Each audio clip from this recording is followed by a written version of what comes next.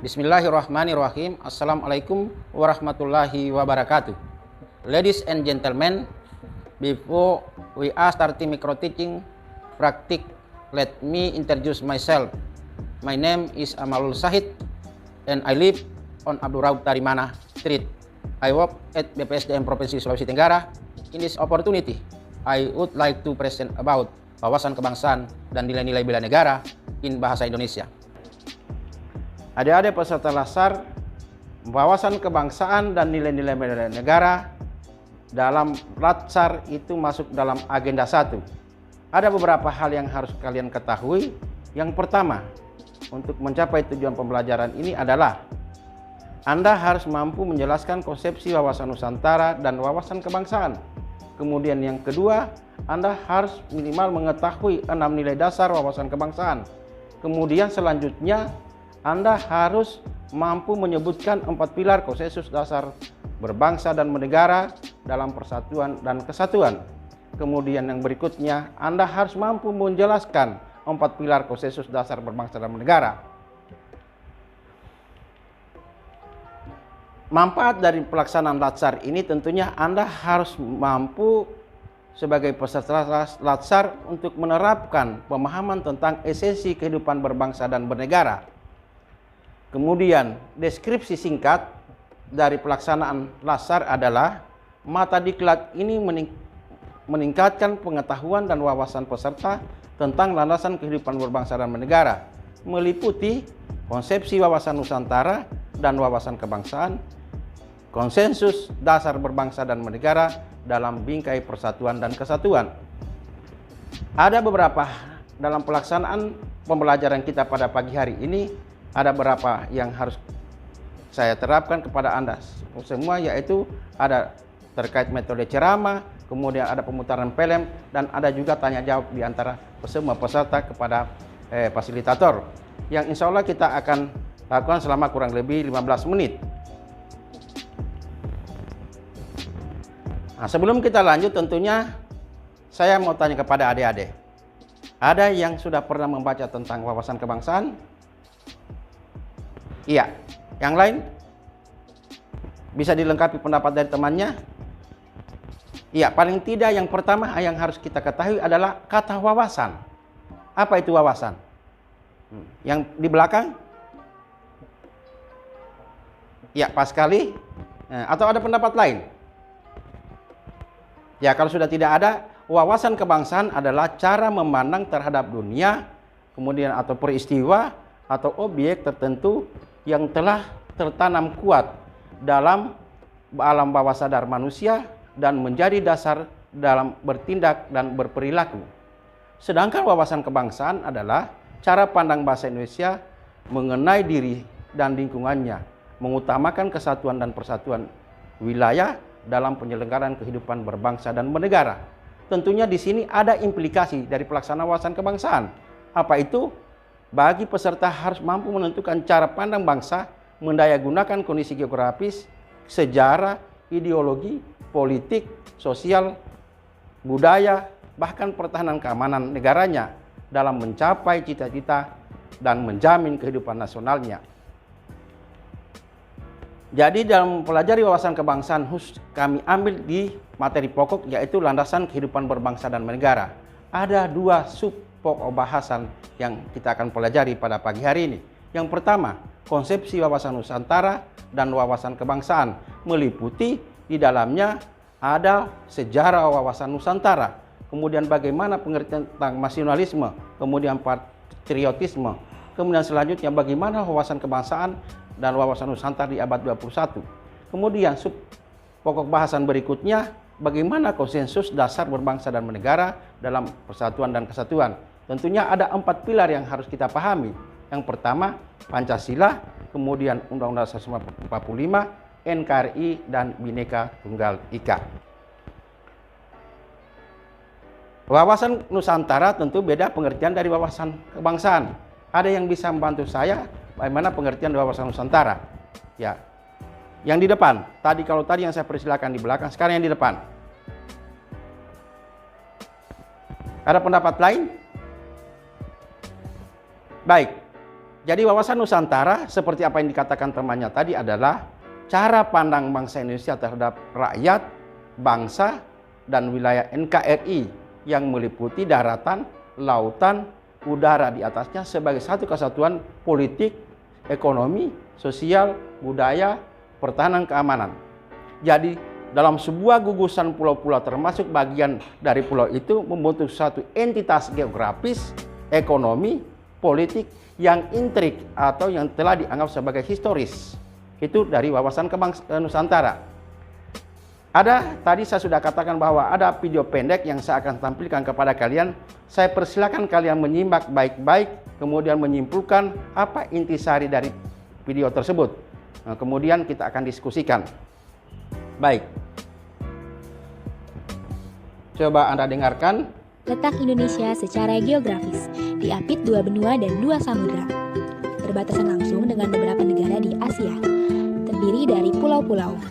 Letak geografis Indonesia dianggap strategis karena menjadi tempat pertilangan antara 2 benua dan 2 samudra.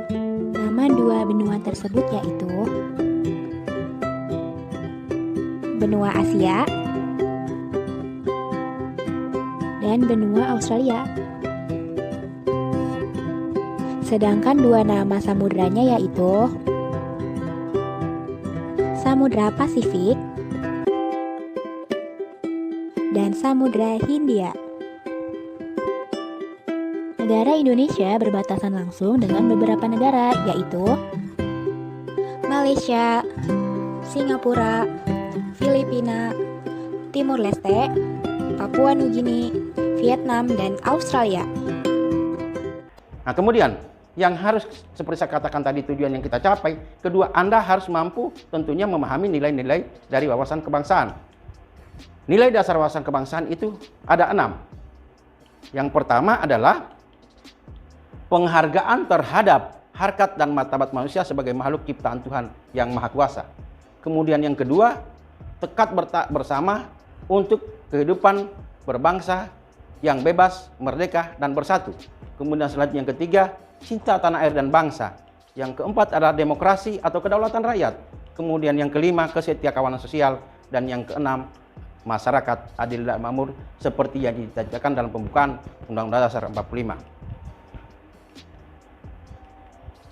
Kemudian berikutnya, ada seperti saya katakan tadi, ada konsensus oleh para pemimpin bangsa yang harus kita pahami, yaitu ada 4 pilar. Yang pertama adalah Pancasila. Kemudian yang kedua Undang-Undang Dasar 45, yang ketiga NKRI, dan yang keempat Bhinneka Tunggal Ika. Kita mulai yang pertama, Pancasila. Tentu merupakan landasan ideal dari Pancasila. Yang pertama adalah Pancasila itu adalah sumber hukum, di mana Pancasila menjadi referensi peraturan perundang-undangan. Kemudian yang kedua sebagai etika sosial, di mana Pancasila menjadi referensi perilaku berbangsa dan bernegara. Kemudian selanjutnya kesatuan sistem. Pancasila merupakan suatu kesatuan yang utuh yang tidak bisa dipisahkan satu dengan yang lainnya, di mana sila pertama menjiwai sila kedua, ketiga, keempat, dan kelima. Sila kedua dijiwai oleh sila pertama, dan menjiwai sila ketiga, keempat, kelima. Kemudian dan seterusnya. Sila kelima dijiwai oleh sila pertama, sila kedua, ketiga, dan keempat. Kemudian landasan ideal Pancasila yang berikutnya adalah ideologi negara yang bersifat universal dan tercermin dalam pikiran, perkataan, dan perbuatan. Kemudian setiap pembentukan undang-undang yang ada di negara kesatuan Republik Indonesia tentunya sumber hukumnya adalah Pancasila, baik itu dalam perumusan Undang-Undang Dasar 1945, tahap MPR, undang-undang atau peraturan pemerintah pengganti undang-undang, kemudian peraturan presiden, perda provinsi maupun perda kabupaten kota. Selanjutnya adalah landasan konstitusional Undang-Undang Dasar 45. Undang-Undang Dasar 1945 terbagi atas 2, yaitu pembukaan dan batang tubuh. Di mana pembukaan Undang-Undang 45 di dalamnya terdapat cita-cita luhur tentang bangsa Indonesia. Kemudian pembentukan Undang-Undang Dasar 45. Kemudian di dalamnya di pembukaan itu ada tentunya bagaimana membentuk negara yang demokratis. Kemudian yang terakhir sebagai falsafah negara, di mana di alinea keempat itu ada dasar negara kita, yaitu Pancasila yang 5 sila. Kemudian berikutnya, batang tubuh Undang-Undang 45 yang merupakan norma hukum dasar penyelenggaraan pemerintahan negara. Selanjutnya, di pilar yang ketiga adalah NKRI. Terbentuknya NKRI tidak terlepas dari rangkaian peristiwa sejarah perjuangan bangsa Indonesia. Yang pertama, dengan lahirnya organisasi Budi Utomo pada tahun 1908. Kemudian 20 tahun berikutnya oleh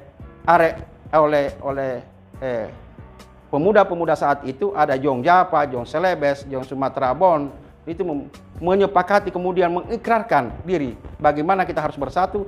Mereka ikrarkan namanya Sumpah Pemuda pada tanggal 28 Oktober 1928. Kemudian puncak kulminasi dari ini semua perjuangan pendahulu kita adalah dengan diproklamasikan oleh Bung Karno dan Bung Hatta dan teman-teman yang lain pada saat itu pada tanggal 17 Agustus 1945. Dalam perjalanannya kurang lebih 4 tahun kemudian muncul lagi ada namanya pada tanggal 6 Desember 1949 Undang-Undang Dasar Republik Indonesia Serikat.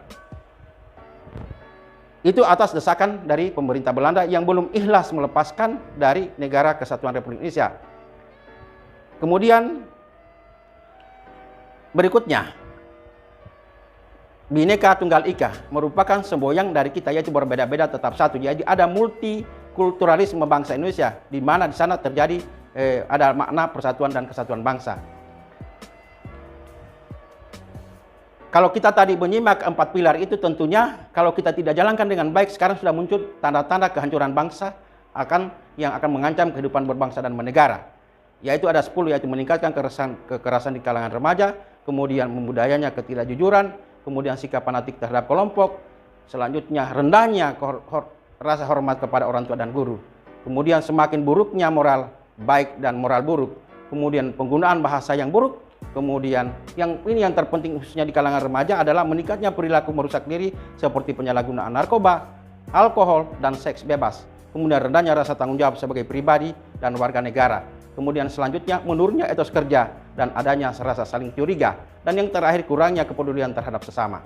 Itulah tadi pokok bahasan landasan kehidupan berbangsa dan negara. Selanjutnya kesimpulan kita pada pagi hari ini adalah di mana kita mempelajari landasan kehidupan berbangsa dan bernegara, ada 2 yang harus kalian ketahui, yaitu konsepsi wawasan Nusantara dan wawasan kebangsaan.